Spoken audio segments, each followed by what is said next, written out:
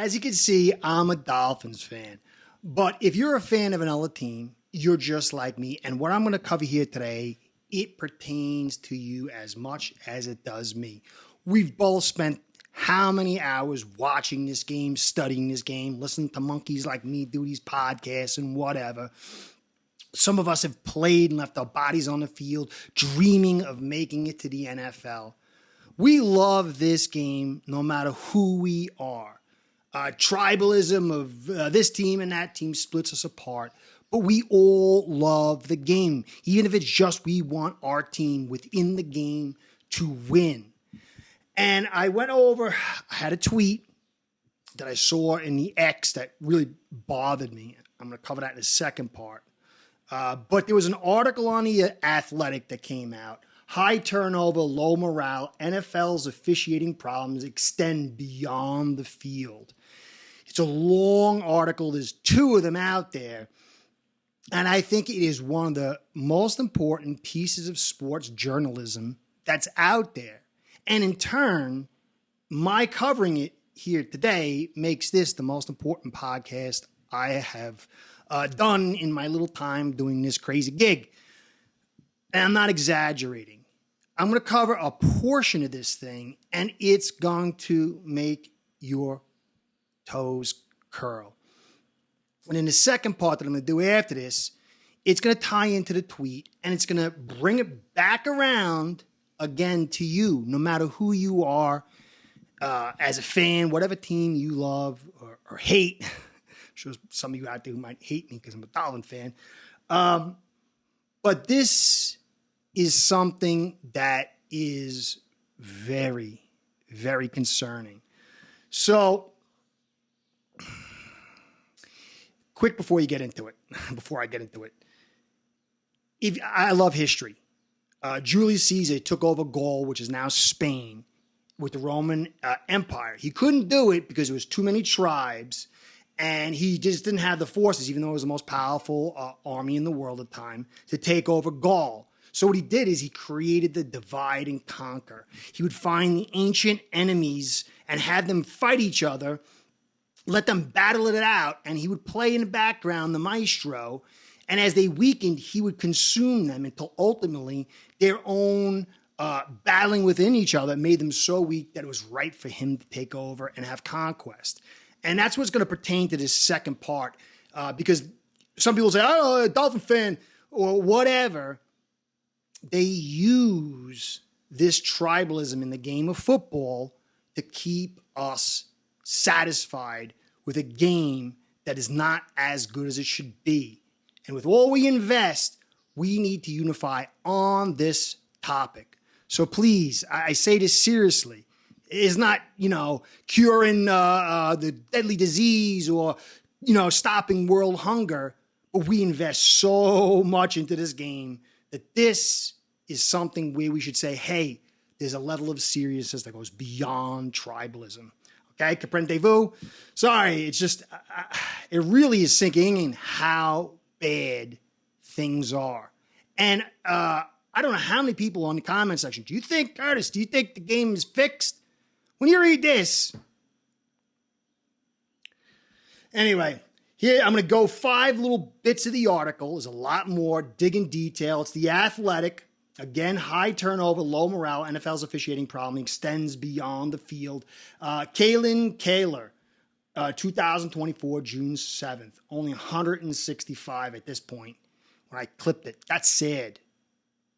And it's so important. That's why, please, if you find value in this, whatever shows you watch, have them cover this. This means so much for the game we love. Again, toes will curl. During a pregame meeting in 2022, Steelers head coach Mike Tomlin asked the officiating crew a question that had been bugging him. So who's in charge here? As one crew member recalls, Tomlin asked who in the league office was responsible for answering his questions about officiating decisions and who made the final decisions on replay reviews. I have no idea, the official told Tomlin that day. I can't tell you who's the boss or who's not. It's been so secretive that they're just not very forthcoming. Tomlin shrugged. There was a game to play. It all starts at the top. Your owner, your GM, and then it trickles down. Leadership sets the tone for everything. These refs don't even know who's in charge. And you're going to find out the consequences of this on the macro and in the micro, and it's going to get more and more infuriating. The NFL declined to comment on record, but the improvement plan for the league's officiating office is at least an admission that something is wrong, which comes as no surprise to those who have worked here. The officiating department is totally underfunded and understaffed, said Scott Green, a former NFL official with 22 years experience, including 9 as a referee, and the current executive director of the NFL Referee Association, the officials' union. So, the most critical aspect of a game is that it is officiated properly and the rules are enforced equally and accurately, but it's understaffed and underfunded severely.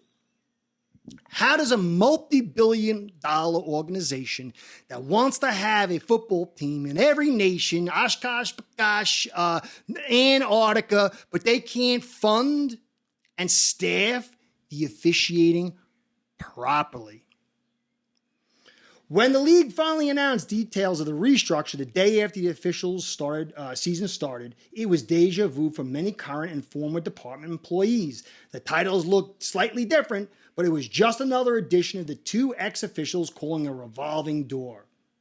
This is the 5th time leadership has turned over since 2010, when Mike Pereira left and newly appointed NFL Executive Vice President of Football Operations Troy Vincent began presiding over the department. No one has lasted more than 5 years since. So there is a guy who's doing double duty, Troy Vincent, former guy, Philly guy, and former Dolphins guy. But that's when things really started to get funny up here, a former official with experience dating back to Pereira's tenure said. We're changing every 2 or 3 years. By the 3rd year, when a guy's vision should really start to materialize, the ref, he's gone. And if you'll see at the end, I didn't put it in here, it takes 5 years from a lot of professional refs to say that's when they finally are qualified. But they're coming out every 2 or 3 years.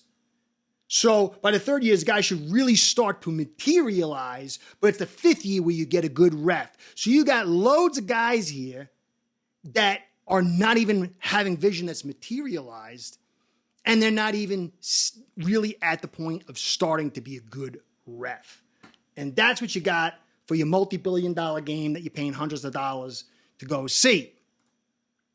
Anderson was a guy, head of the department. He decided to dramatically change the way refs did things. I can go into a whole mess of it, but I don't want to get too detailed because then people might tune out. But this is very succinct, and it's going to help you understand why. How did they miss that call?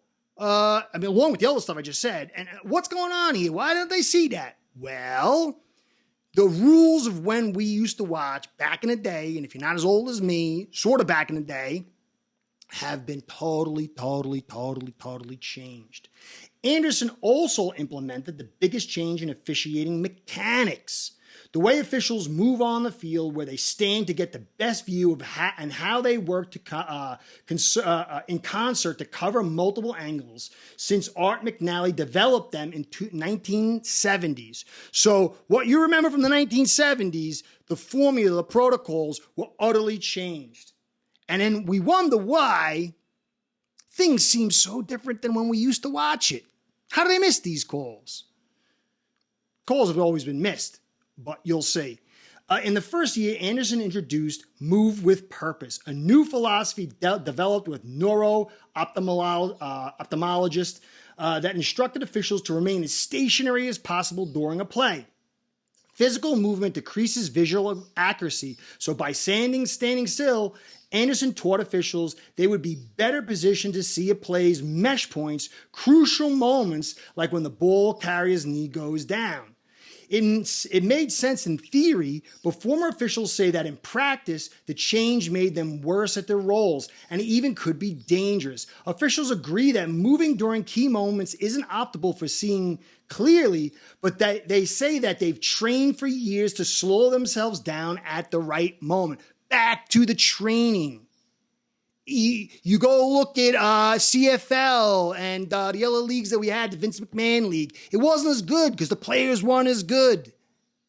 The officials are not just guys that get trained. They're guys with talent that get trained and seasoned, and then they're good at what they do. It's just not a trained cog, and you'll see that. So they had to create this new thing, maybe because they realized the refs sucked because they weren't trained right and they weren't getting the best of the best. And if they start moving, they're going to screw everything up. So let them stand there. They're not going to be good. We're going to be out in a couple of years. We'll bring some new guys in, and it's not, we'll get 8%, but it's not the best. Shield, protect the shield, right? Protect the shield. Would you rather have 85% of the view that you need or 100% of 3 views you don't need? One former official said. And you wonder why guys are missing stuff. The holding calls, the pass interferences, the whole thing. It is ridiculous. Perhaps the philosophy's biggest flaw was its rigidity. When they talked about mechanics under previous leadership, the conversations left room for practicing judgment, a skill officials develop over years of game experience. Under Move with Purpose, there's no room for situationally based decisions. Officiating went backward 25 years because of those mechanics, one former official said. So you can add in all the challenges you want and all the computers and all this other stuff. But you got computers on the field already. You got refs that can't actually think for themselves. And you wonder why they just can't say, the game's over, let's move this down. They can't think. Because they're not trained well enough, because the NFL is not investing in the officiating. How do you think the Saints felt and their fans not going to the Super Bowl a couple years ago? How many times a year is your team losing a game that you paid them to go see, maybe spent money on, you have a heart invested in, or maybe you're a player playing or a coach coaching, and you get this? That's inexcusable. But there is a component of the ownership. Why doesn't the ownership say, hey, this is not acceptable? I'm going to get into that in the second part. And I'm going to get into your part because it ties in together with the way the media structure is set up. And it comes back to that tweet that I saw. And it's anecdotal, but it really resonates. We love this game. We invest in this game. We might have our sons playing football that hope one day to get into this game. Go read this article. It is a critical article, and there is stuff in there talking about that these refs coming in from the younger parts of the league, the high schools and the colleges, they don't have any football IQ. Again, because the highest level of the job, nobody cares. You can go make more money someplace else.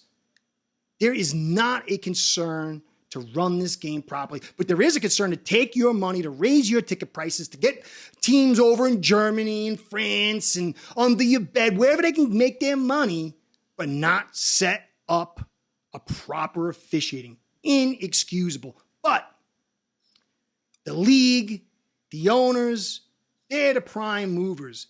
But you and me, we have responsibility because the media is the stopgap between you and me and them.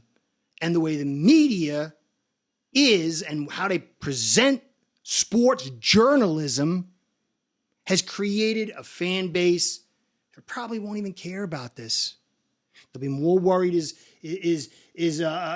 Tua or Allen or Mahomes being said something bad on a tweet on Tuesday. But this is huge effect. So I'm going to cover the second part, add more elements to this article, cover the tweet, and understanding what's going on in the media and your part and how we can fix it. We can. It's not, the end of the world. We're not stopping nuclear destruction. But you care that much, you should care that this game is taken care of. If the NFL and the owners don't want to protect the shield, maybe it's up to you and me. Anyway, I hope you enjoy, guys. Check this article out. High turnover, low morale. NFL's officiating problems extend beyond the field. Collar. I can't pronounce. I'm a dumb monkey. But I do care. And there's another article I'm going to add into it and then this tweet. And it's important. And just please, even if it's not, talking about me, take this article and go on your tweet and put it out there in your social media. Take this article and go to your podcaster and your news guy and say, hey, cover this. Because if this officiating problem isn't resolved, then your team, your player will be hurt. You will be hurt. And it's probably going to get worse. Because they're making billions and nobody cares. Anyway, Kurt saying, thanks for stopping by. Be well. Go NFL. Curtis out. Start building your own online sportsbook today by getting signed up with aceperhead.com service that'll allow you to book action on sports from all around the world.